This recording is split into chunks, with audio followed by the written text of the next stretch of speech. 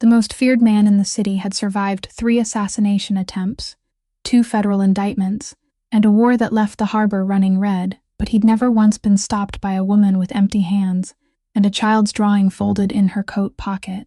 Maeve Donnelly was 27 years old, a slight frame worn down by exhaustion that used to belong to an emergency room nurse before the system decided she was disposable.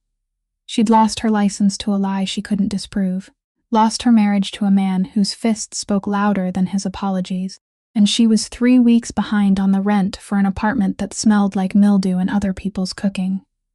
Her daughter Greta was 5 years old, with a heart that beat wrong, a small broken rhythm that doctors said would stop for good unless someone found $40,000 that Maeve would never see in this lifetime. So she scrubbed office floors at night and carried plates by day and made herself invisible, because invisible was safer, because nobody hurts what they can't see. That was the rule that had kept her alive, and she broke it on a gray Tuesday morning at the corner of Halsted and Quincy, when she stepped off the curb into the path of a black armored Escalade carrying Connor Fallon, the man who owned half the docks, all the wrong people, and a heart that had stopped feeling anything 6 years ago, when a car bomb took his wife and his little boy and left him alive to rule what remained. He was 37, silver already threading through dark hair, dressed in a charcoal suit that cost more than Maeve earned in a year, and his eyes were the eyes of a man who'd buried so much of himself that cruelty came easier than mercy. His men carried guns, his enemies carried grudges, and nobody, in 6 years of his reign, had ever been stupid enough or brave enough to stand in the middle of the street and refuse to move. But Maeve had seen something the night before, in a parking garage, beneath a tower owned by the kind of money that doesn't get its hands dirty. She'd seen 2 men in technicians' coveralls reach beneath the front wheel, of that very Escalade, and clamp something there. Something clean, something deliberate, something she recognized from the worst nights of her old marriage. She didn't know whose car it was. She didn't know it would matter. She only knew, standing on that freezing corner watching it roll toward the light, that if she walked away, people were going to die, and she'd spent her whole life walking away from people who needed her. Not this time. So she raised both hands and stepped into the path of the most dangerous man in the city, and he looked at her through bulletproof glass like she was nothing, like she was no one, like she was already a body in the road. He had no idea she was the only reason he'd lived to see noon, and he had no idea that the woman he was about to threaten, interrogate, and underestimate had already crossed paths with him once before, on the worst night of his life, in a way neither of them would remember until it was almost too late. If you've ever felt invisible, if you've ever been the person nobody bothered to see, then stay with me, because this one's for you. Hit that like button, share this with someone who needs to hear it, and subscribe so you never miss a story. Now let's get back to that frozen corner, where a broke Singh's mother is standing in front of a killer's car, and neither of them knows that the next 60 seconds are about to change everything. The Escalade stopped less than a meter from Maeve, its glossy black hood throwing the engine's heat against her 2 trembling calves, and for one suspended moment, she heard the brakes scream like a strangled cry in the mute morning air. Then everything shattered all at once. The rear door flew open. 2 men in black suits rushed out with the clean, decisive movements of men who had done this hundreds of times before, and before Maeve could lower her hand, she saw the dark mouths of 2 guns aimed straight at her chest. "Get on your knees. Hands behind your head, now," one of them barked, his voice not loud, but carrying the weight of an order that was used to being obeyed. Pedestrians on the sidewalk scattered like water meeting oil. Some pulled out their phones, some simply lowered their heads and hurried faster, because in this city everyone had learned that there were certain things it was better not to see. Maeve didn't kneel.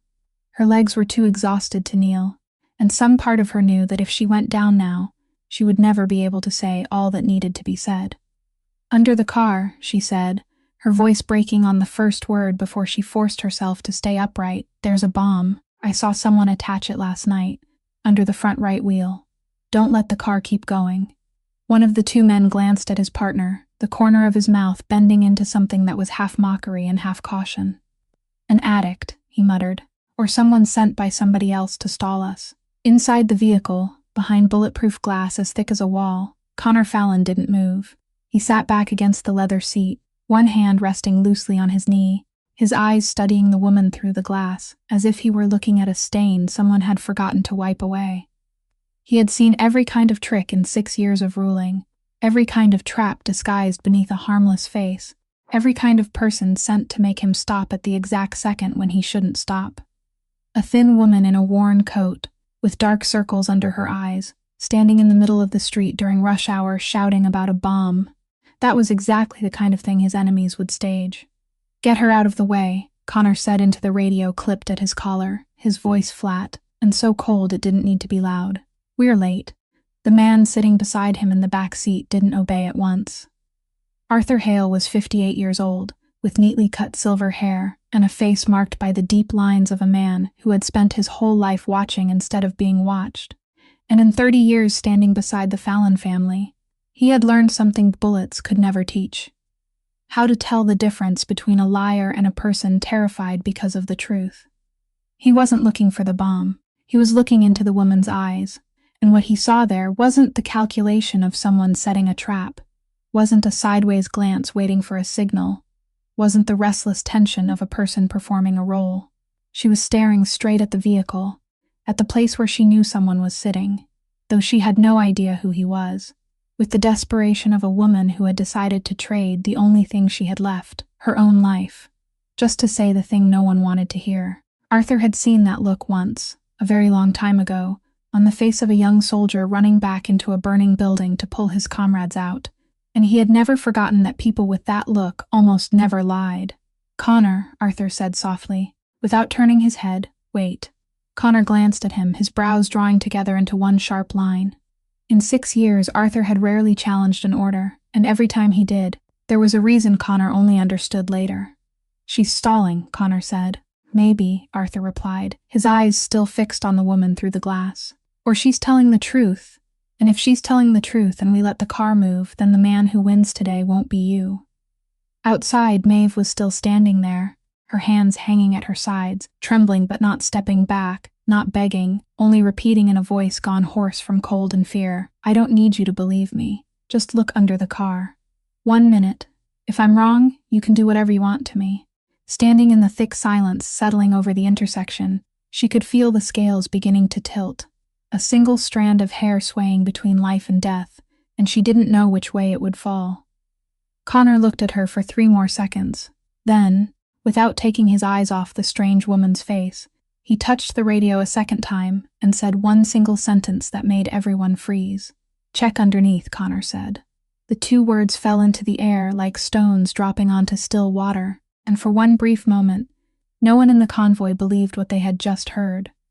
One of the bodyguards aiming his gun at Maeve blinked, turned his head toward the vehicle as if to confirm it, then received Arthur's dry, curt nod through the narrow gap of the half-opened door. "You heard him," Arthur said. "Under the car, front right wheel, quickly." The machine of power that had always operated with smooth precision suddenly came to a halt, and Maeve saw something she had never imagined she would see, a flicker of hesitation on the faces of men who were used to giving orders, not receiving orders wrapped in doubt. One man dropped to his knees beside the vehicle, pressed his cheek close to the cold, wet pavement, and swept a small flashlight into the darkness beneath the undercarriage. For a few seconds there was nothing but the sound of his own breathing and the low murmur of the engine above him. Then he shot to his feet, his face paling beneath the gray morning light, and when he turned back toward the vehicle, everyone else understood before he could even open his mouth. "It's real," he said, his voice thick and hoarse, with not a trace of mockery left in it. A block, magnet-mounted, fresh wiring, clean, professional, not homemade. Silence poured down over the intersection once more, but this time it was different, denser, heavier, carrying the weight of a truth that had just torn through the skin of suspicion. The man who had knelt beside the undercarriage stepped back several paces, as if simply standing near that device was enough to burn him. The other 2 men slowly lowered their guns, not because they had stopped being cautious, but because for the first time they weren't certain who they were supposed to be cautious of. And inside the vehicle, Connor Fallon sat upright. For 6 years, ever since the night an explosion stole everything that remained of his heart, countless men had wanted him dead, countless traps had been laid in the dark, and he had survived every one of them by never trusting anyone, never stopping, never letting emotion slip into the narrow space between himself and a decision. But that morning, a woman he had never met, someone who had no reason to risk her life for him, had stood in the middle of the street and handed him back a morning he wasn't supposed to have. He pushed open the car door and stepped out, not hurried, not panicked, only the slow, controlled movement of a man who had grown used to turning fear into stillness. He stood there, tall and broad in a charcoal suit, his breath turning to white smoke in the cold air, and for the first time he looked directly at Maeve, not as if he were looking at a stain, not as if he were looking at a body in the road, but as if he were looking at a question he didn't yet know how to answer. Maeve looked back at him. She didn't know who this man was, didn't know how much blood and how much fear the name Connor Fallon carried through this city. She only saw a man with the eyes of someone who had buried too many things inside himself, and she recognized that look because she had seen it every morning in the mirror through the worst years of her life. She had learned long ago how to read the silence before violence came crashing in, and in the silence between them now, she didn't read violence. She read something even harder to understand. "What's your name?" Connor asked. It wasn't a polite question. It was the question of a man who needed to know whom he owed, and just how dangerous that debt might be. "Maeve," she answered. "Maeve Donnelly." He nodded very faintly, a movement almost too small to see, then swept his gaze around them, taking in the phones being held up, the curious faces tucked behind shop windows. And he knew that standing in the middle of an intersection with a bomb under his vehicle and a strange witness beside him was the worst possible thing that could happen right now. "Put her in the second car," he told Arthur. His voice already returned to its familiar flatness, though something underneath it had changed. "Call someone to handle the thing under the car, and no one leaves here until I know what just happened." 2 hands settled on Maeve's shoulders, not roughly, but without giving her a choice, and, as she was led toward the second vehicle, she looked back at the man standing in the middle of the street and caught him still watching her, as if he were trying to remember something that had passed very close by and somehow slipped beyond his grasp. The Fallon mansion stood at the end of a private road, lined with 2 rows of leafless trees, a stern block of gray stone architecture hidden behind a high wall and cameras that turned with every footstep. And when they led Maeve down a long corridor paved in icy marble into a room, with nothing but a dark wooden table and 2 chairs, she understood that she hadn't been brought here as a guest. They left her sitting alone for nearly an hour. She knew it was a technique, knew the waiting had been built to wear down a person's nerves, so that when the door finally opened, the person inside the room would already have softened with fear. But Maeve was far too familiar with waiting in cold rooms, waiting for her child's test results, waiting for a court decision, waiting for a drunken man's rage to cool, so familiar that fear had been worn down into something silent and more enduring. When Connor walked in, he had changed into a dark shirt, the sleeves rolled to his elbows, and he sat down across from her with the unhurried air of a man who owned all the time in the world. "In 6 years," he said, without greeting her, "no one has ever known about an assassination attempt against me in advance without being involved in it, so you have 2 choices. Tell me who sent you, or tell me why I should believe that an unemployed nurse just happened to pass by that exact car on that exact morning." Maeve didn't look away from him. "You already know I'm an unemployed nurse," she said. "That means your people looked into me while I was sitting here. If they did their work carefully, then you also know I have no connection to anyone worth your fear. I didn't know who you were until they said your name in the car. I only know I saw what I saw." Connor tilted his head slightly, and for the first time something flickered through his eyes, not trust, but the surprise of a man used to seeing people tremble before him, now facing someone who didn't tremble. "People are usually afraid of me," he said. "I know," Maeve replied, "but I've been afraid of things much worse than you. And most of them slept in the same bed with me for years. You want to scare me, go ahead, but it won't make me remember anything beyond what I'm about to tell you." In the corner of the room, Arthur Hale leaned back against the wall, his arms crossed over his chest, watching in silence, and one corner of his mouth moved faintly into something almost like a smile that Connor didn't see. Connor leaned back. "Then tell it." And Maeve told him. She told him about her night cleaning job, about the glass tower where she mopped floors from 10 o'clock at night until dawn, about cutting through the underground parking garage to get to the bus stop, because that route was better sheltered from the wind. She told him about the two men dressed like technicians, about how they didn't turn on the overhead lights, about the quiet, organized urgency in every movement they made, the kind that made her press herself behind a concrete pillar and hold her breath instead of walking on. And when she said the name of the tower, she saw something in the room change. "Vance Capitol Building," she said, "on Wacker Avenue. I clean there 3 nights a week." Connor didn't move, but Arthur had pushed away from the wall and stepped forward once, and the silence between the two men said more than any words could have. "Are you sure?" Arthur asked, his voice low and careful. "Are you certain it was that building's garage?" "I've been cleaning that floor for 8 months, Maeve replied. "I'm sure." Connor drew his hand slowly along the edge of the table, a measured gesture as if he were rearranging something inside his mind. Then he said, almost to himself, "Preston Vance." The name came out with a weight Maeve didn't fully understand, but she felt it the way a person feels a storm beginning to change direction. "For 3 months, Connor went on, this time looking straight at her, as if he had decided she already knew too much to be fed only half the truth. "Vance has been pressuring me to sell control of the South Harbor. He calls it a waterfront development project. I call it robbery wearing a suit. I refused him 3 times. He paused. "And this morning there's a bomb under my car, planted in his own parking garage."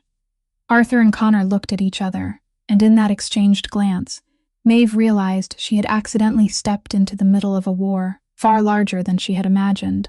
They let her go in the early afternoon, without an explanation, without a word of thanks, with only Arthur walking her all the way to the gate and pressing an envelope into her hand, which she refused to take, shaking her head, as she said she hadn't done what she did that morning for anyone's money. Arthur looked at her for a moment longer than necessary, then put the envelope away with something almost like respect in his expression, and said quietly that someone would take her home. Maeve didn't know that from the moment the car dropped her at the edge of the run-down neighborhood where she lived, a gray sedan had quietly pulled over half a block away, and inside it, one of Connor's men recorded every door she passed through. Connor didn't trust her, but he also no longer dared take his eyes off the only person who had seen what no one was ever supposed to see. Maeve climbed 4 flights of stairs, because the elevator had been broken since the previous fall. And when she pushed open the door to the cramped apartment, the familiar smell of dampness rushed out along with a sound that made every bit of exhaustion inside her vanish in an instant. The patter-ah of small feet and a child's bright voice calling out, "Mommy's home." Greta threw herself into Maeve's arms, 5 years old, so light that Maeve always felt as if she were holding something both precious and fragile, her tangled blonde hair still carrying the scent of cheap soap, her cheeks a little pale in a way only a mother could understand. Mrs. Lorna, the neighbor who watched Greta for her in exchange for a few meals and simple kindness, rose from the old sofa and said the little girl had been good all day, though she had grown a little tired in the afternoon and had lain down for a while. Maeve thanked her, and when the door closed, she carried her daughter to sit beside the window, where the last sunlight of the day fell in a thin golden stripe across the peeling wooden floor. "What did you draw for me today?" she asked, and Greta pulled a wrinkled sheet of paper from under her pillow. On it was a house with a chimney, 3 stick figures, and an enormous sun colored in a bright orange. "This is you, this is me, and this is the cat we're going to have someday." Maeve held her a little tighter, folded the drawing, and tucked it into the pocket of her coat, where it would stay with her through every road she had to walk, because it was the only thing that reminded her why she still had to keep going. That night, after Greta had fallen asleep, Maeve sat at the kitchen table, with a stack of bills piled into a small mountain she didn't dare look at for too long. Her little girl's heart had been born beating out of rhythm, a defect the doctors described with long Latin words, and they had said that if surgery wasn't done before she grew much older, that broken rhythm would slowly become something that could no longer be repaired. The operation cost $40,000. Maeve's insurance had disappeared along with her nursing license. She had called every charity fund, every hospital, every organization in the directory, and most of them had told her the same sentence in different voices, that the waiting list was very long, that resources were limited, that she should try somewhere else. But there was one thing she couldn't forget, one thing she had been turning over and over in her mind for weeks.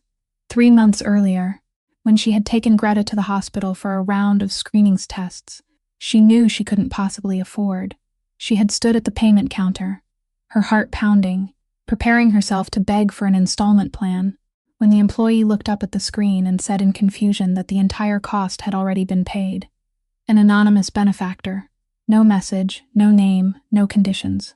Maeve had asked again and again, had thought there must be some mistake, but they had only shaken their heads and smiled, saying that sometimes there were still acts of kindness in the world that people didn't need to know the source of. She had cried in the parking lot that day, not out of relief, but because for the first time in a very long while, someone had seen her when she had grown used to being invisible. She never knew who that person was, and she couldn't have imagined that the man whose life she had just saved that morning, the man with dead eyes, was that very quiet shadow. Arthur Hale worked through the night in the small room behind the mansion library, where he kept files that no networked computer was ever allowed to touch. And by the time the pale sun of the following morning began slipping through the gaps in the curtains, he had reconstructed, almost, the entire life of the woman named Maeve Donnelly, piece by piece, clean enough that it was precisely that cleanliness that made him believe her. No ties to any organization. No strange money flowing into her accounts. Nothing but a long chain of misfortunes piled onto a person who had once had a decent life. But there was one line in the file that made Arthur stop for a very long time, reading it again and again, before he set the papers down on the desk and sat still in the darkness for a while before going to find Connor. He found Connor in his study, standing beside the window with a cup of black coffee gone cold in his hand, looking out at the gray garden as if he were staring through it toward someplace much farther away. "I looked into her," Arthur said, placing the file on the desk. "Clean. She's not Vance's person, not anyone's person. She's exactly what she said she was." Connor didn't turn around. "Good. Then have our people stop watching her and leave her alone." "There's one more thing," Arthur said, and something in his voice finally made Connor turn his head. "She used to be a nurse at St. Bridget Hospital, pediatric intensive care. Until 6 years ago, the room seemed to freeze solid." Connor set the coffee cup down very slowly, as if one sudden movement might break something. St. Bridget. That name was one he never spoke aloud, never allowed anyone to mention in front of him, because that was where he had sat for 3 days beside the bed of a child he couldn't save, where he had been a father for the last time in his life, where he had walked out with a heart that had stopped beating in the only sense that still mattered. "Connor," Arthur said softly, "Sean's final night. The night you wouldn't let anyone into the room, the night you sat there alone. There was a nurse who stayed past the end of her shift.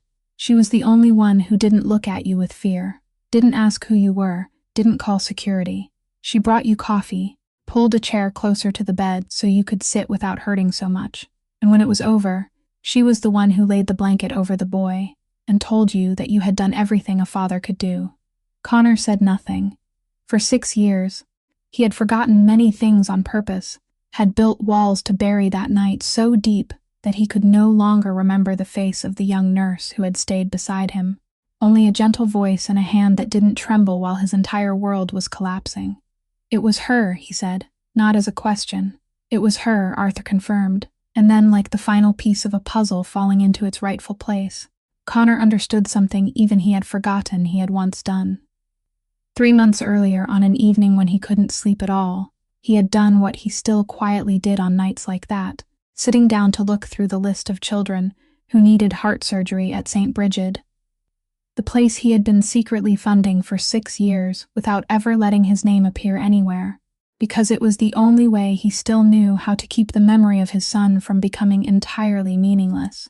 On that list was the name of a 5-year-old girl with a congenital heart defect, and he had paid for the child's entire round of screening tests, the way he had done for dozens of other children, never asking the names of their parents, never wanting to know.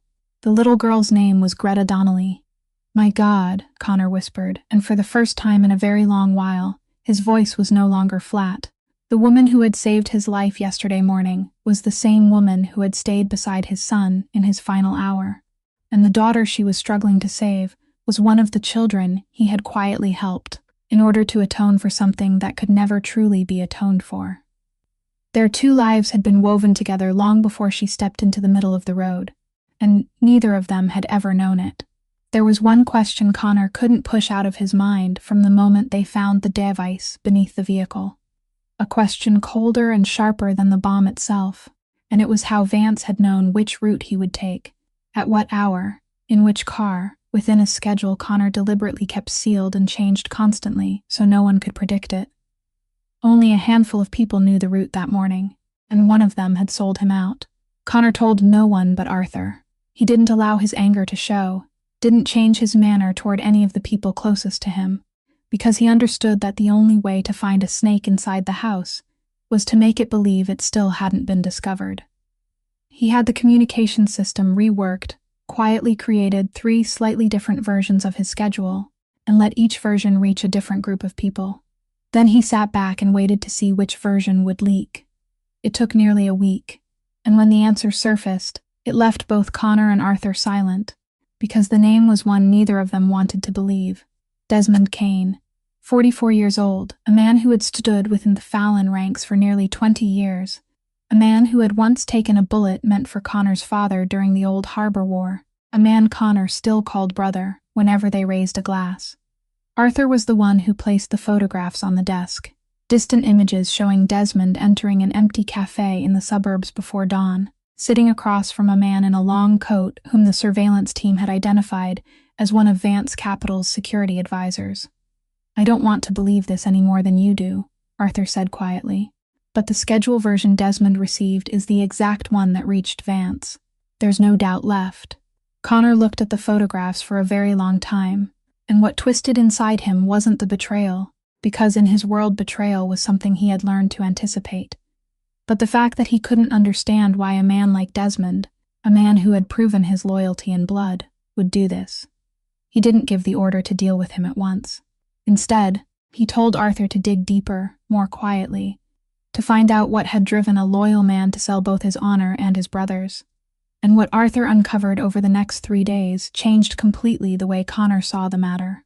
Desmond's daughter, a 16-year-old girl named Hannah, had disappeared from the boarding school she had attended for 2 weeks, and although Desmond had told everyone that the girl was visiting relatives in another state, the records showed something else. Hannah had been seen being put into a vehicle with a plate connected to a subsidiary of the Vance Corporation. Vance hadn't bought Desmond with money. He didn't need to. He only needed to hold the most precious thing a father had and whisper into the man's ear that his child's safety depended on how obedient he was willing to be. Connor sat in the dark for a very long time after hearing this, and Arthur, who understood him better than anyone still alive, knew that the anger inside Connor was no longer aimed at Desmond, but had turned in another direction, colder, deeper, and far more dangerous. "He used a child," Connor said, his voice so low that Arthur had to lean closer to hear him. "He aimed at a man's child to force that man to betray.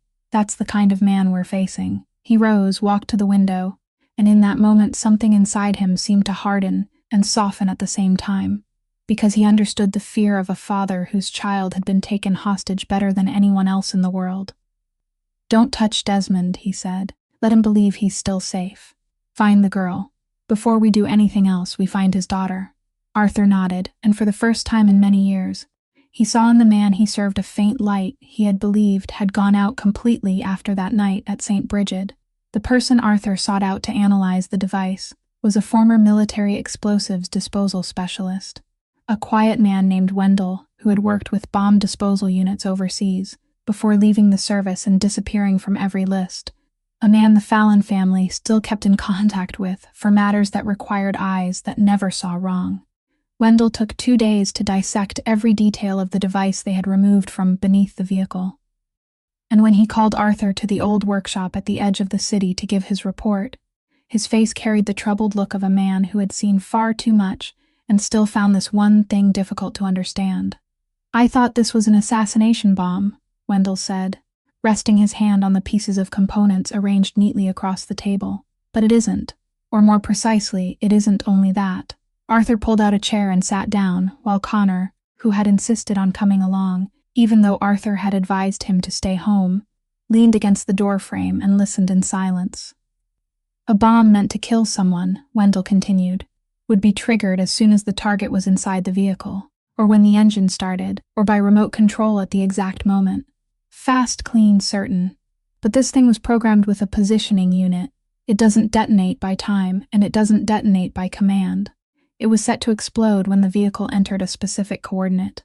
He turned the computer screen around for both men to see. A map. A blinking red point. This coordinate, Wendell said, is the central warehouse district of the South Harbor. For one moment, the entire workshop sank into the kind of thick silence Connor had begun to know too well. The kind of silence that always appeared just before a larger truth revealed itself. And there's something else, Wendell added, pointing to a small part separated from the rest. The main explosive charge was insulated from the passenger cabin. Its structure was calculated to drive the entire force of the blast outward and forward into the warehouse area, not inward into the vehicle. Whoever was sitting inside the vehicle would almost certainly survive, injured, stunned, but alive. Whoever made this didn't want to kill the person in the car. He wanted that person to live. Connor pushed away from the doorframe and stepped closer to the table, his eyes fixed on the red point on the map, and every piece began fitting together in his mind with the cold precision of a machine coming to life. He didn't want me dead, Connor said slowly, as if reading a sentence aloud. He wanted me to survive. He wanted my vehicle to explode right in the middle of my harbor, carrying what everyone would believe was explosive material stored and transported by the Fallon family. Arthur let out a long breath, and in that breath there was both horror and reluctant admiration at the cruelty and sophistication of the plan. An explosion at the harbor, he continued Connor's thought, in broad daylight, with the owner of the harbor surviving right there at the scene. The press would call it terrorism. Federal authorities would move in within a few hours. They would seal off the entire harbor as a crime scene, freeze every operation, and with a survivor standing right there beside the evidence of a vehicle loaded with explosives, they would have enough reason to seize the whole property while investigating. Connor nodded, and the corner of his mouth curved into something that wasn't a smile, but the expression of a man who had just seen the bottom of a well. He had thought he had reached long ago, and once the harbor was sealed, seized, and labeled a public danger, he said, there would be a respectable investor ready to step into the light with a polished redevelopment project, promising jobs, promising safety, promising to clean up the dangerous mess the Fallon family left behind. The city would thank him. They would hand him the harbor like a gift. He lifted his eyes to Arthur, and this time there wasn't a trace of doubt left in his voice. This wasn't an assassination, Arthur. This was a robbery staged so the whole city would applaud. And Preston Vance almost succeeded, if not for a cleaning woman who happened to look beneath a car.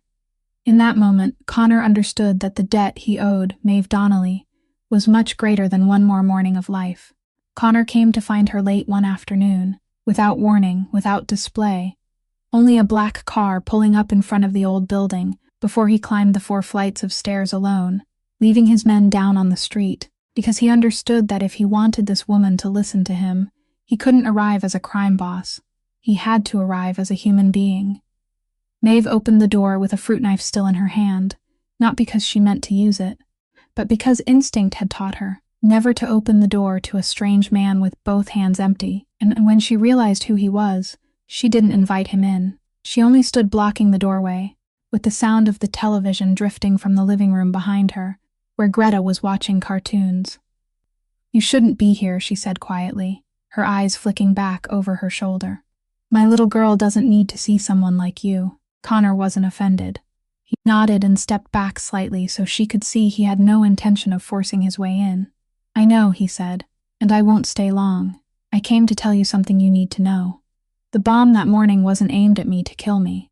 It was part of something bigger, and you accidentally broke it apart. The person behind this isn't the kind of man who'll overlook that. He'll want to know who ruined his plan, and if he traces it back to you, he won't be merciful." Maeve tightened her grip on the knife handle, not because of him, but because fear had just slipped into her chest like a current of cold air. "I'm just a cleaning woman," she said. "I'm nothing to people like that." "That's exactly what makes you dangerous to him," Connor replied. "You're someone no one notices, and you saw what no one was supposed to see. To men Lyot's fence, aimless witness is more frightening than an enemy with a name." He paused, and his voice softened in a way even he hadn't expected. "I want to send people to protect you and your daughter. Quietly, no one will know, not even the little girl. Just a few people nearby to make sure nothing happens. Maeve looked at him for a long time, and inside her, two irreconcilable things were tearing at each other. One part of her, the part that had once been a nurse, once believed in good things, cried out that she couldn't allow her child anywhere near a man the whole city called a killer, that accepting protection from a crime boss meant setting one foot into the very world she had spent her whole life trying to avoid. But the other part, the part too exhausted from carrying everything alone, the part used to no one ever reaching out a hand to help her, recognized something that unsettled her, that the man standing in front of her wasn't looking at her with the eyes of someone granting charity, didn't carry the condescension of people who came to help, only so they could collect something later, but looked at her as if he himself were carrying some debt she didn't understand. "Why?" she asked. "Why would you do this for someone you don't even know? Don't tell me it's out of kindness. Men like you don't survive this long because of kindness." The question struck somewhere inside Connor, and for one moment she saw the ice in his eyes crack, revealing something old and painful beneath it before he quickly covered it again.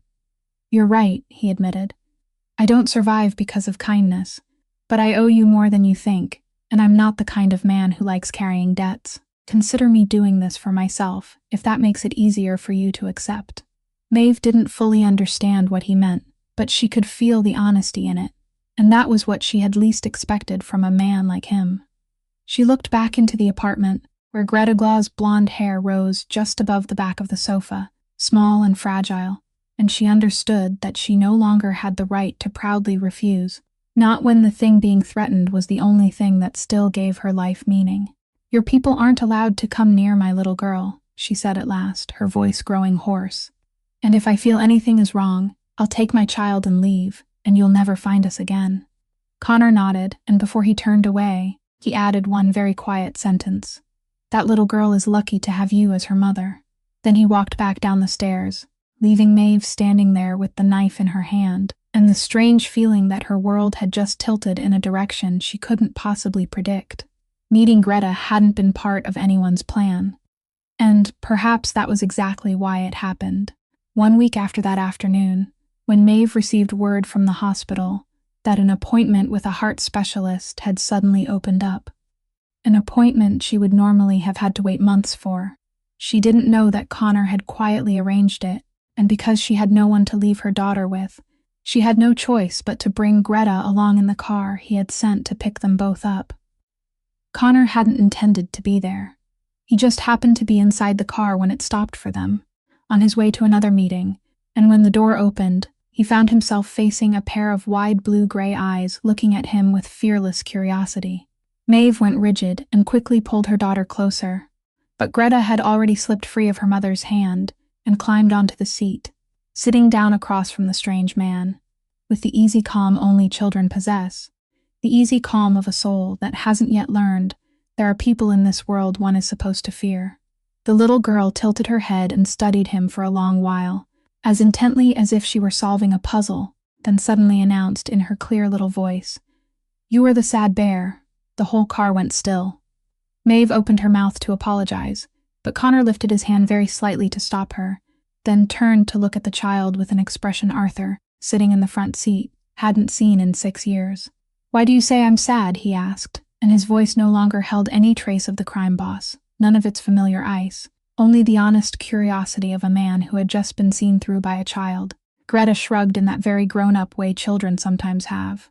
"Because your eyes are like my teddy bears," she said. "My bear has one broken eye and lost the little sound inside him, so he always looks sad, even when I smile at him. Your eyes are like that too. Sad even when you aren't crying." Inside the warm cabin of the car, something broke very softly inside Connor's chest, something he had sealed away with great care for 6 years, ever since that night at St. Brigid, when he had learned how to stop feeling anything so he could keep living. This child, with her heart beating out of rhythm, and her eyes seeing straight through every wall he had built, had given a name to the very thing his cleverest enemies and closest allies had never dared to name. And he realized that if his son were still alive, he would be just a little older than this, would climb onto a car seat with that same innocent ease, would say things so plainly they made the heart ache. Connor bent down to the little girl's eye level, a gesture he had once made with another child a very long time ago, and asked, "Then do you know any way to make the bear stop being sad?" Greta thought about it very seriously, pressing her lips together, then nodded firmly. "Yes. Mommy says sad bears are sad because they think nobody needs them anymore. So I hug mine every night so he knows he's still needed. Then little by little, he'll feel less sad." She reached out, and before Maeve could react, that tiny hand had settled on the back of the most powerful man in the city's hand, a hand that had issued orders that made people tremble, now covered by small fingers still stained with crayon. "Don't be sad anymore," Greta said, and Connor Fallon, the man who hadn't cried at the funeral of his own wife and child because he had no tears left to cry, the man who had ruled through fear for 6 years and forgotten what it felt like to have someone be gentle with him, smiled. Not the cold smirk he used to frighten others, not the mocking curve of his mouth when he had someone cornered, but a real smile, fragile and bewildered, like the smile of a man who had just remembered a language he had forgotten long ago. Maeve saw that smile, and in that moment, her prejudice against this man cracked along a line that could never be sealed again, because she understood that someone truly dead inside couldn't smile like that in front of a child. Arthur, in the front seat, turned his face toward the window and pretended to watch the streets, hiding the emotion rising in his aging eyes. The woman who called Maeve on a rainy evening introduced herself as Detective Renata Soto, 38 years old, from the police department's financial crimes unit, and asked to meet her privately at a small cafe, far from the neighborhood where Maeve lived, a place with no cameras and where no one knew either of their faces. Maeve almost refused, because she had learned that people who carried badges rarely brought anything good to people like her. But there was something in Renata's tired yet steady voice that made her agree, and she came, sitting down across from a woman with the dark circles of someone who had chased one thing for so long that it had soaked into her skin. "I know you lost your nursing license," Renata said, without circling around it.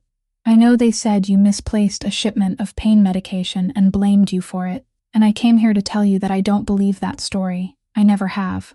Maeve tightened her hands around the cup of hot tea, and an emotion she had buried long ago, the rage of being falsely accused when no one would listen, rose thickly in her throat.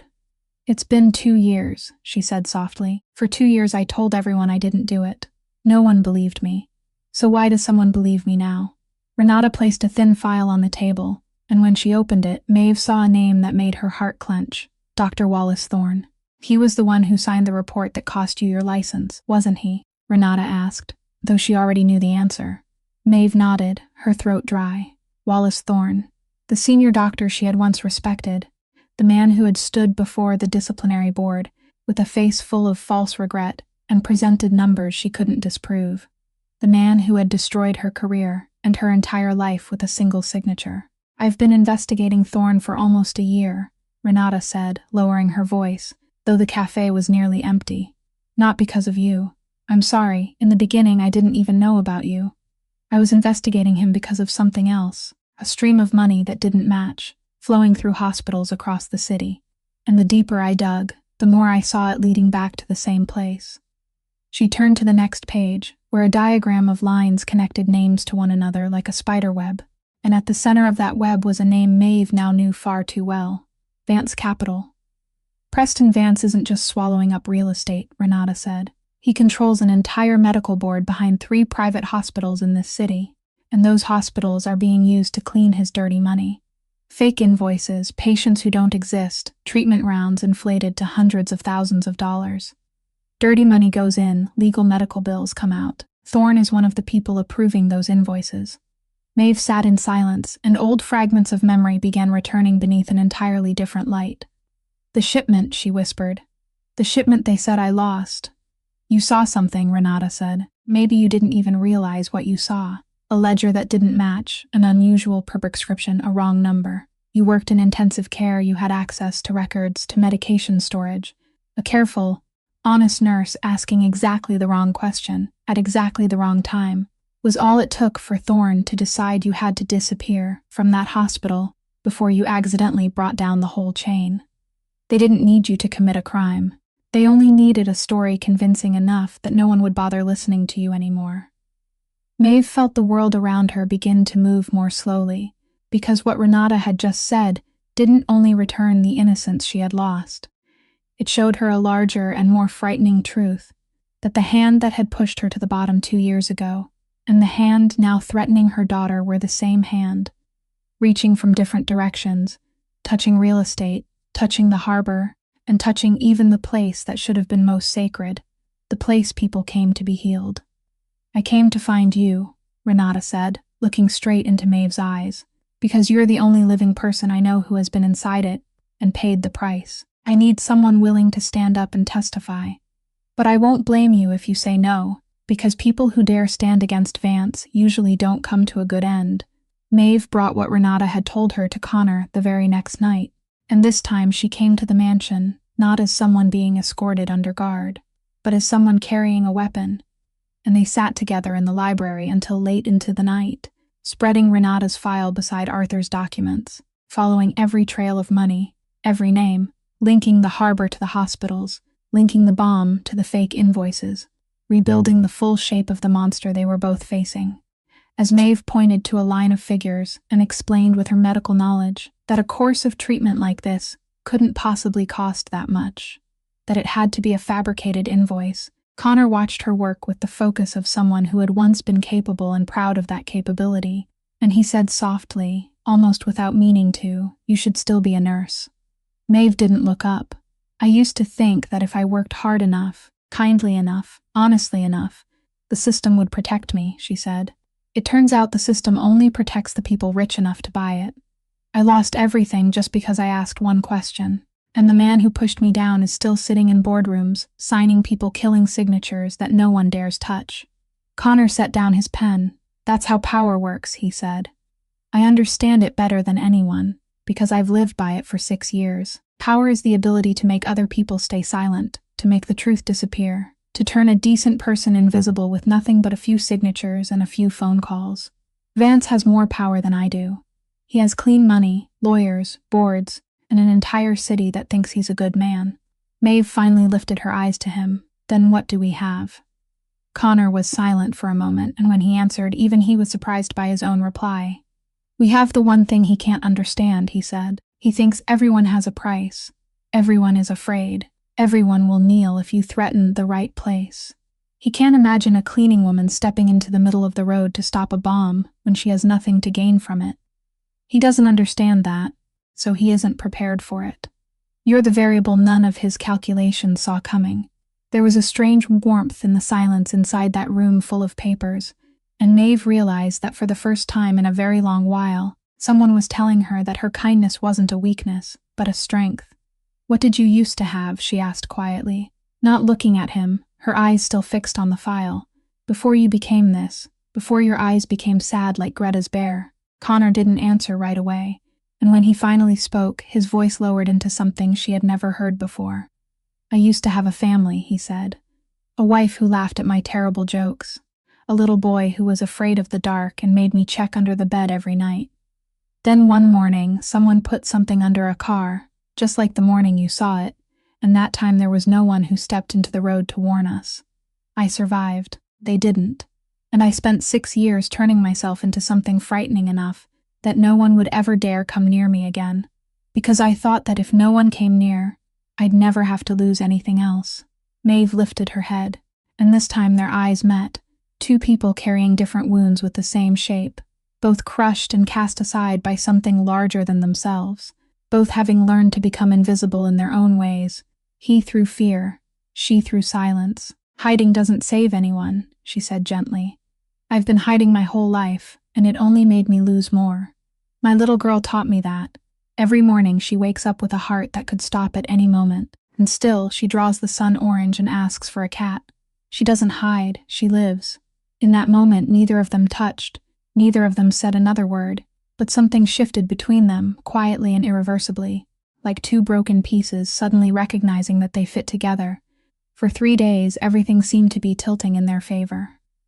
Arthur had found the place where Hannah, Desmond's daughter, was being held, a secluded vacation house registered under a Vance subsidiary, and they had quietly gotten the girl out safely on a moonless night, returning her to an aunt in another state whom Vance knew nothing about. Once the weight hanging over his head had been lifted, Desmond collapsed to his knees in front of Connor, not begging for his life, only sobbing out apology after apology. And Connor, who in another version of himself would have dealt with him mercilessly, placed a hand on the shoulder of the man who had betrayed him and said that he understood, that any father would have done the same, that Desmond could make it right by telling them everything. And Desmond told them. Arthur recorded the entire confession, every detail of how Vance approached him, every meeting, every order, a recording that could become the decisive piece in building the case against him. They thought they had gained the advantage. They were wrong. Vance hadn't become the most powerful man in the city by losing track of his prey, and he had smelled danger before they had even managed to strike. On the morning of the fourth day, Arthur walked into the safe where the recording and its copies were kept and found it empty. It hadn't been forced open. There was no sign of a crude break-in. It had been opened cleanly with the exact code known only to a handful of people, and that cleanliness spoke of something that chilled both Connor and Arthur, that Vance still had an eye somewhere inside their inner circle, or worse, that he had the ability to reach places they had believed were untouchable. The original recording was gone. Every copy was gone. Desmond's confession, the sharpest weapon they had evaporated as if it had never existed. But that was only the beginning of that day. That afternoon, when Maeve tried to call Renata to report what had happened and discuss the next step, all she got were long rings that fell into voicemail, again and again, and a familiar unease began creeping through her chest, the kind of feeling she had learned from years of reading silence before disaster struck. Renata always answered. A detective investigating a dangerous network like that would never leave her phone out of reach. Maeve called Connor, and within 1 hour, his people had tracked down the thing no one wanted to hear. Renata's car had been found abandoned in an underground parking garage, the doors unlocked, her purse still on the seat, her phone lying beneath the seat with the screen shattered. There were no signs of a long struggle, no witnesses, nothing except the sudden and total absence of a woman who had been sitting across from Maeve just yesterday, saying that people who dared stand against Vance usually didn't come to a good end. Renata Soto had disappeared. Connor stood in the middle of the library, looking at the files that had now lost the core of their legal value, and for the first time since that morning at the intersection, he felt the thing he hated most in the world, the feeling of being on the back foot, the feeling that his opponent was one move ahead of him. He took away our only police witness, Arthur said, his voice heavy, and he took the confession.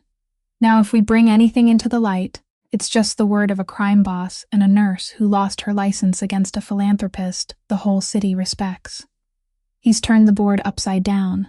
Maeve looked at Connor, and she saw something she had never expected to see in him, a flash of real confusion, the first crack in the armor of confidence he always wore. He did this as a warning, Connor said slowly, as if speaking to himself. He's showing us he can reach anyone, a police detective, a recording inside my own safe. He's saying no one is safe. He turned to Maeve, and in his eyes there passed a fear he hadn't allowed himself to feel in 6 years. Not fear for himself, but fear for someone else. He's saying, Connor whispered, that next time he'll touch the thing that hurts us most. The question burning in Connor's mind all that night was how Vance had opened the safe, because only 3 people in the world knew its code. Connor himself, Desmond and Arthur, and Desmond had been under 24/7 surveillance from the moment he confessed, so he couldn't have been the one. When Connor had his people review the security system, the result that came back made the whole room seem to collapse beneath his feet. The access log showed that the safe had been opened at 3 o'clock in the morning, using Arthur Hale's own code, and the hallway camera, though blocked during the crucial moment, had still captured a figure with the gait and coat everyone recognized as Arthur's, quietly walking toward the safe room.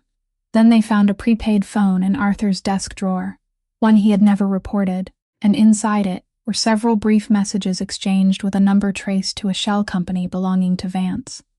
Every piece of evidence pointed in one direction. The old advisor, the man who had stood beside the Fallon family for 30 years, was the snake inside the house.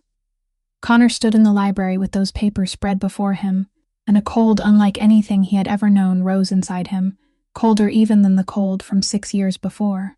Because if even Arthur had betrayed him, then there was nothing left in this world that was real. He summoned Arthur in the middle of the night. When the old advisor walked in, Connor was already standing there, and in his hand, for the first time Maeve had ever seen, he held a gun. Not raised, only hanging at his side, but its presence was enough to make the air in the room turn solid. "My safe code," Connor said, his voice stripped of every trace of warmth, cold and sharp as a blade. 3 o'clock in the morning. Prepaid phone. "Explain it, Arthur. Explain to me how 30 years ends like this."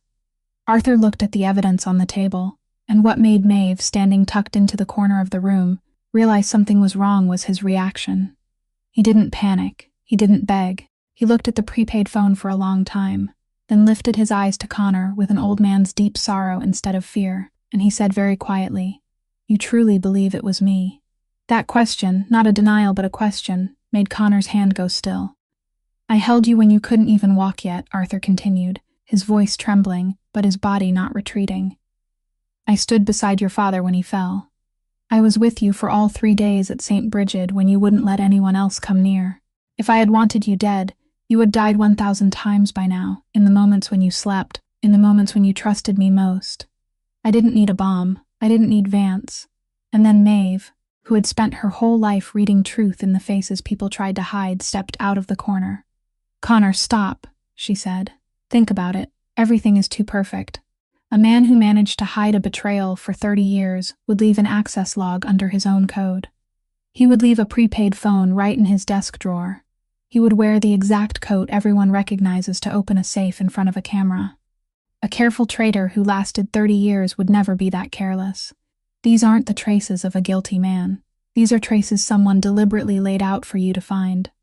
The room went silent, and Connor, through the red haze of his anger, began to see what she saw. Vance hadn't only wanted to take the recording. He wanted more than that. He knew Connor's greatest weapon wasn't money, wasn't guns, but Arthur, the mind behind every move, the only person Connor trusted completely. And if he could make Connor remove Arthur with his own hands, then he would cut off his enemy's right arm without spending a single bullet. He had planted the false evidence not to accuse Arthur, but to borrow Connor's hand to kill the man most loyal to him. Connor looked down at the gun in his hand, then lifted his eyes to the face of the man who had raised him, and something inside him broke. He set the gun down on the table, stepped forward, and embraced Arthur, holding him tightly like a child clinging to the father he had almost lost, and for the first time in 6 years, there were tears in Connor Fallon's eyes. "I'm sorry," he said, his voice choking. "God, I almost—" Arthur patted his back, his old eyes blurring. "I know," he said. "I know, and that's exactly what he wanted. He wanted you so alone that there would be no one left for you to trust. Don't give him that, son." Never the call came close to midnight, and Maeve knew from the very first ring that it was the thing she had feared every day since her daughter was born. Mrs. Lorna was on the other end, her voice so panicked it could barely form words, saying Greta had suddenly started gasping for breath, that her lips had gone pale, that she had called an ambulance, that they were taking the little girl away. Maeve didn't remember how she ran down 4 flights of stairs, didn't remember how she called Connor, only remembered her own voice breaking apart as she managed to ask 3 words into the phone. "How is she?" And then she was sitting in Connor's car as it tore through the night streets, both hands clutching the drawing of the orange sun in her coat pocket so tightly that her knuckles turned white. But when they arrived, another fear layered itself over the fear that had already become unbearable. The ambulance hadn't taken Greta to the public hospital near home the way it should have. It had taken her to Meridian Medical Center, a gleaming private hospital downtown, one of the 3 hospitals Renata had identified as being under the control of the board Vance manipulated from behind the scenes. Maeve understood instantly what that meant, and the blood in her body seemed to freeze. When she rushed into the emergency lobby, screaming her daughter's name, a nurse stopped her with a face trained to appear calm, saying the little girl was being cared for, that the doctor in charge of the case was a leading specialist. And when that doctor stepped out from behind the doors, Maeve felt the ground collapse beneath her feet. It was Wallace Thorne. The man who had destroyed her life 2 years earlier now stood there in a spotless white coat, smiling at her with the same false, regretful smile he had used before the disciplinary board. And he said in a velvet voice that it was such an unfortunate coincidence, that he would personally look after the little girl, that Maeve didn't need to worry about a thing. Every word he spoke was a threat wrapped in sugar. Connor's phone rang at that exact moment, an unknown number. He stepped into the empty hallway to answer, and the voice on the other end was the voice he had been waiting for and hating for weeks, smooth, relaxed, full of the smugness of a man who believed he had already won. "Connor," Preston Vance said, as if they were two old friends, "I hear a little girl has just been admitted to the hospital. Poor little heart. I've always said a child's health is the most fragile thing in the world. One wrong medical decision, one medication given at the wrong dose, and everything can change in an instant. Dr. Thorne is my man. You understand what I'm saying." Connor stood motionless in the hallway, and in that moment, he understood exactly the trap closing around him. Vance was giving him a choice presented as a choice. But in truth, it was a noose. Back down. Hand over the harbor. Burn every piece of evidence. Let Vance win. And the little girl would receive proper treatment, or keep fighting. And a wrong medical decision would happen to the child he had no legal right to protect, inside a hospital he didn't control, under the hands of a doctor who belonged to his enemy. It was the moment Connor's entire life of power had prepared him for. Vance thought he would calculate like a crime boss, weighing his empire against the life of a child who wasn't his blood. But when Connor turned his head and looked through the glass panel into the emergency room, where Maeve was kneeling beside her daughter's bed, holding that tiny hand and whispering, "Mommy's here, Mommy's not going anywhere," he didn't see a chess piece. He saw blonde hair and a pair of eyes that had once seen through him and called him the sad bear. He saw something he had once lost and had sworn he would never let himself lose again. And in that instant, the man who had ruled through fear for 6 years made his choice, not with the cold mind that had kept him alive, but with the part of himself he had believed had died at St. Brigid. "Listen to me, Vance," he said into the phone, his voice terrifyingly calm. "I'm only going to say this once. If one hair on that little girl's head is harmed, there will be no harbor, no agreement, no place on this earth far enough for you to hide from me. You wanted me alone. You just made the mistake of giving me something to protect." He ended the call and turned to Arthur, who was standing beside him. "Call Dr. Bennett. Call the team. We're getting that little girl out of here tonight." Moving a pediatric patient in critical condition out of a hospital that didn't want to let her go wasn't something that could be done by force, and Connor understood that better than anyone, because one violent act in the hospital lobby would give Vance the excuse he needed to call the police, to turn Connor into a kidnapper, to close every door. This had to be done with a clear head, and it had to be done fast, while Arthur contacted Dr. Bennett, the leading pediatric heart surgeon whom the Fallon family had quietly funded for years, and who was beyond Vance's reach. Connor needed someone who could enter Meridian's system without raising suspicion, someone who understood how Vance operated from the inside. That person was Desmond. When Connor called, Desmond arrived within 20 minutes, and when he heard Connor's brief explanation of what was happening, the face of the man who had once betrayed him changed in a way Maeve would never forget. "A child," Desmond said, his voice thick and hoarse. "He's using a child again. He did it to my daughter, and now he's doing it to this little girl."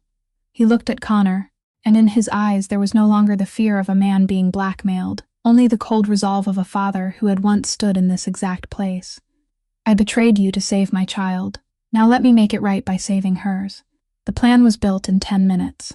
Desmond, still believed by Vance's side to be working for them, entered Meridian through the staff entrance, carrying transfer papers Arthur had prepared legally down to the last word, bearing Dr. Bennett's signature and every required procedure, documents even Thorne would have trouble rejecting in public without exposing himself.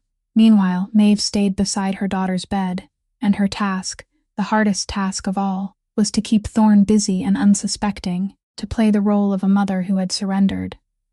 She did it with everything she had left in her, sitting there with red-rimmed eyes as she looked at Thorne and said in a trembling voice that she only wanted what was best for her child, that she would do anything, and Thorne, who had always underestimated this woman, believed her, because he could never imagine that the desperate mother in front of him was performing a role to buy time.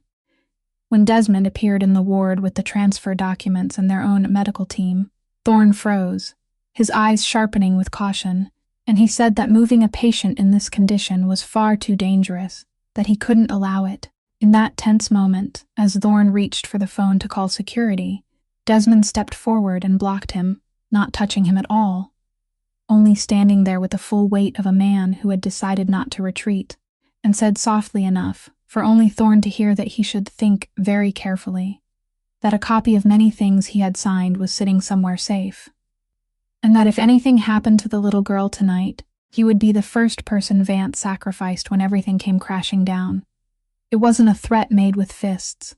It was the truth spoken at exactly the right time, and it made Thorne's hand go still on the telephone receiver. For several endless seconds, the corrupt doctor stood between two commands.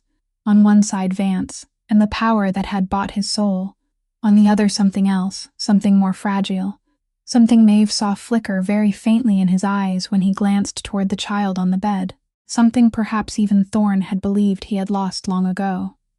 Taking advantage of that hesitation, Dr. Bennett's team quickly transferred Greta onto the stretcher and wheeled her out of the room, and Maeve walked beside her, one hand gripping her daughter's hand tightly, the other still holding the drawing in her coat pocket as if it were a charm.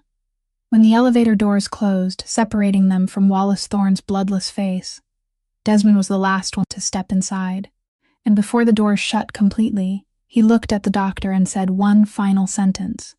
"It still isn't too late for you to choose the right side, doctor.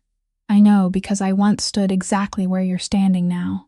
They took Greta to an independent children's hospital in the suburbs where Dr. Bennett had full authority.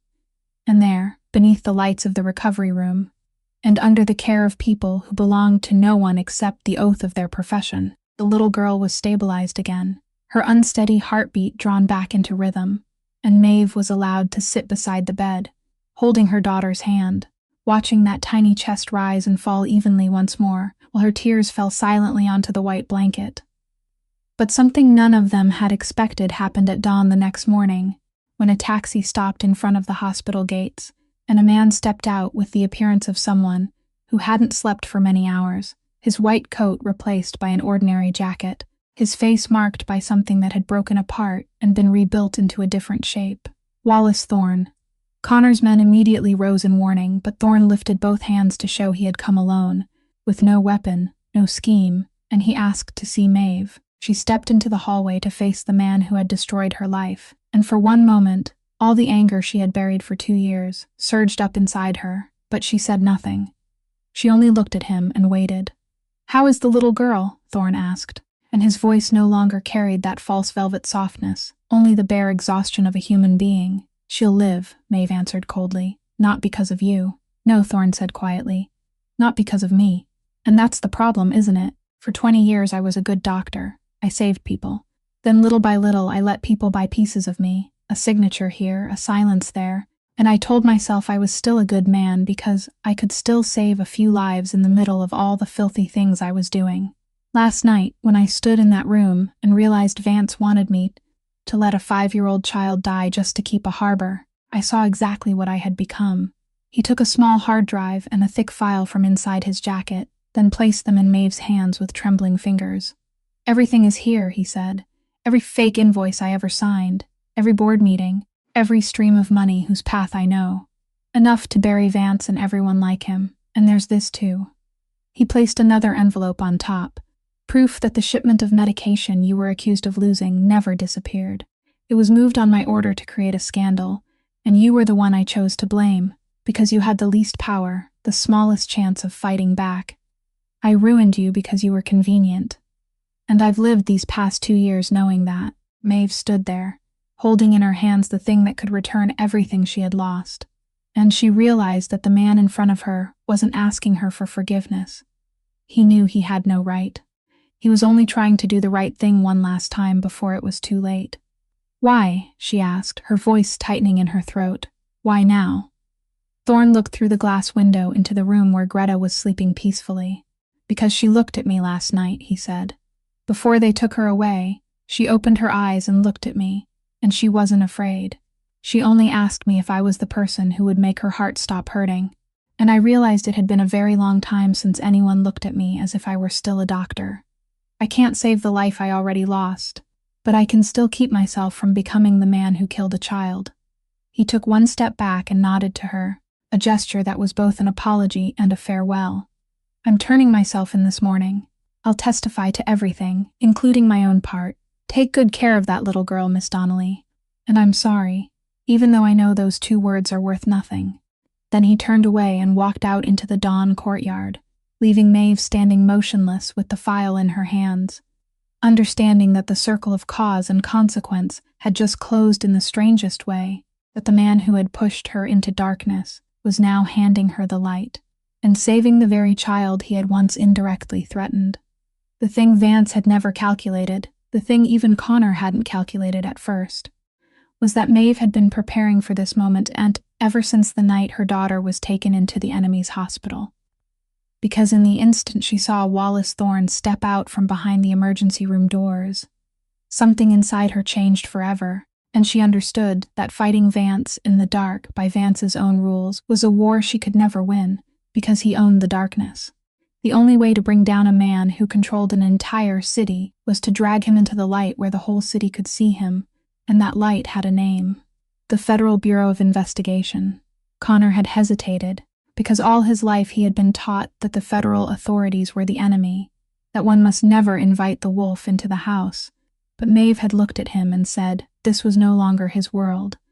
This was a staged act of terrorism, a hospital money laundering network, a missing police detective, and those were exactly the things the federal authorities existed to handle. And more important than anything else, this was the only way to save Renata Soto while there was still a chance to save her. So Maeve called.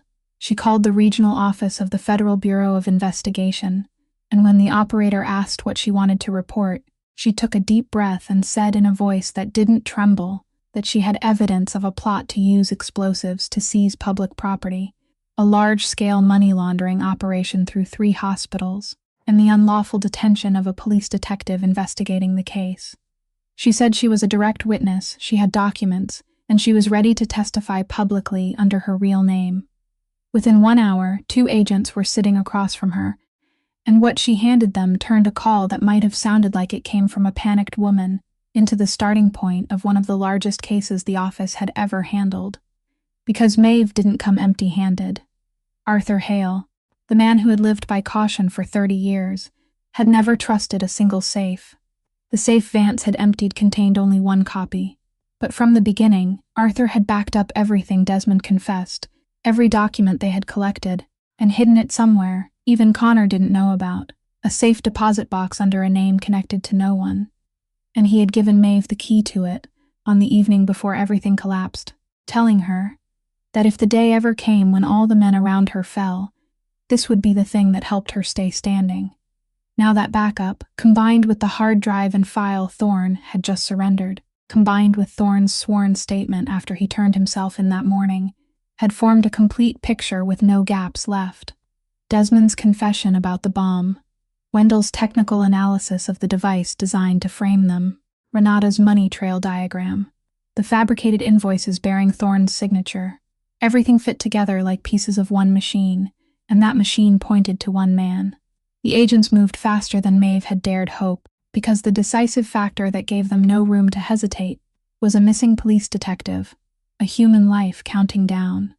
Based on the clues in Thorne's file about the properties Vance used to hold people, combined with location data the agents were able to trace, a tactical team stormed an abandoned warehouse owned by one of Vance's shell companies that very night, and they found Renata Soto, exhausted, dehydrated, held for days in a windowless room, but alive, still alive. And the first thing she did when the blindfold was removed, and she saw the federal badges, was not cry, but ask in a hoarse voice whether anyone had taken her statement yet, because she had a great deal to say. When the news came back that Renata had been rescued, Maeve sank into the plastic chair in the hospital hallway, pressed the drawing of the orange sun to her chest, and for the first time since that gray Tuesday morning, she allowed herself to believe that maybe, just maybe, they were about to win. Preston Vance wasn't the kind of man who waited for disaster to come find him. And when he realized Thorne had turned himself in, and the federal authorities were tightening the circle around him, he did what every man like him does when an empire begins to collapse. He ran to the place where he kept what truly mattered to him, not people but money and the evidence that could bury him. That place was a private warehouse at the very South Harbor he had coveted for so many months, an irony he had no time to recognize. that in the end he had been driven back to the exact piece of land he had meant to steal. Connor knew he would go there, because Connor understood men like Vance, understood that when everything fell apart, their instinct was to protect their secrets at any cost, and he shared this with the federal agents, instead of rushing there himself, a choice he would never have made 6 months earlier. When Vance's convoy rolled into the harbor in the cold gray light of dawn, they didn't find an empty dock where he could clean away the ruins. They found flashing red and blue lights and agents in windbreakers, marked with yellow letters already waiting at every exit.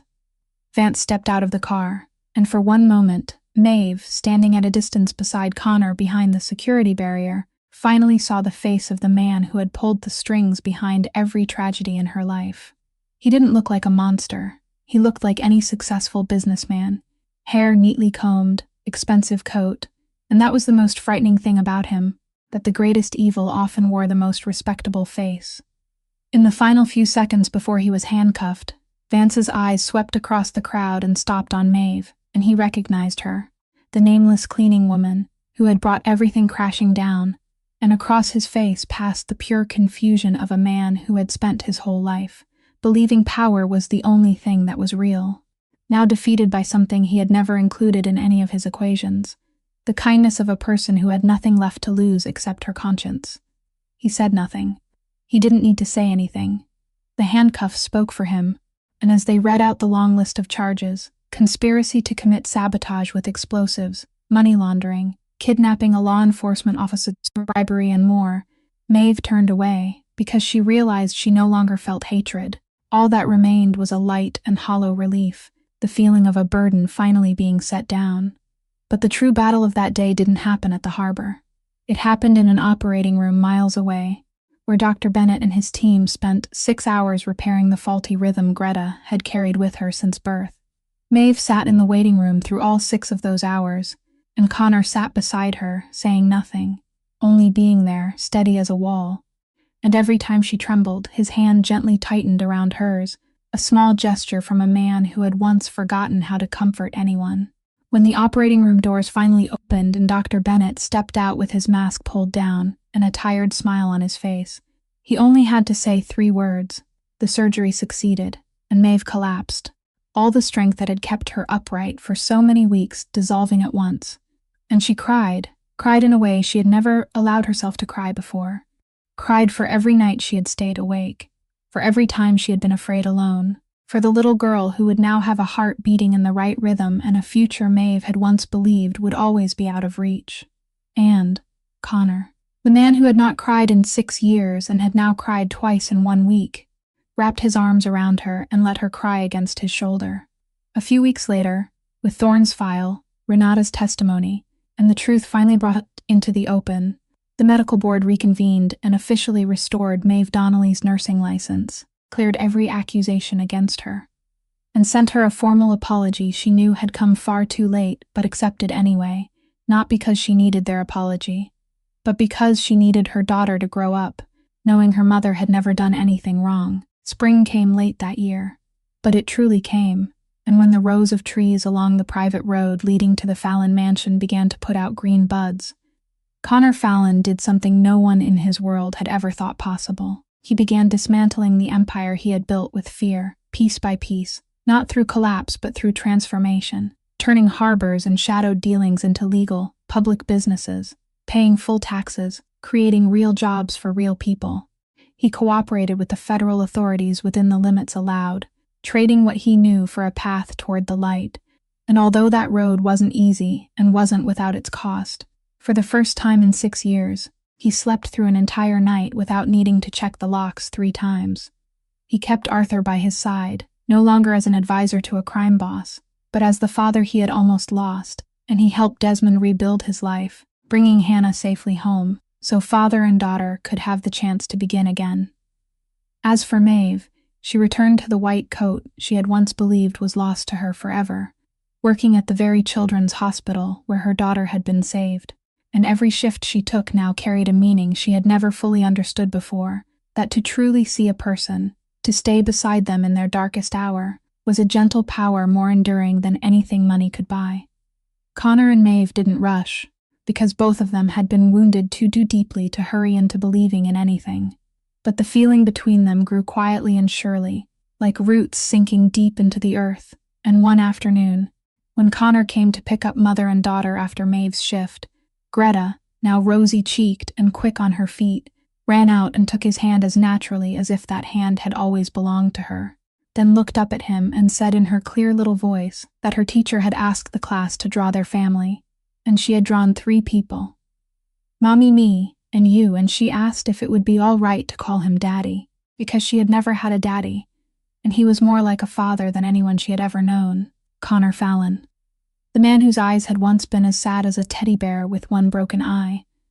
The man who had buried his heart for 6 years, knelt down to the child's eye level, and in a voice thick with an emotion he had believed he would never be allowed to feel again.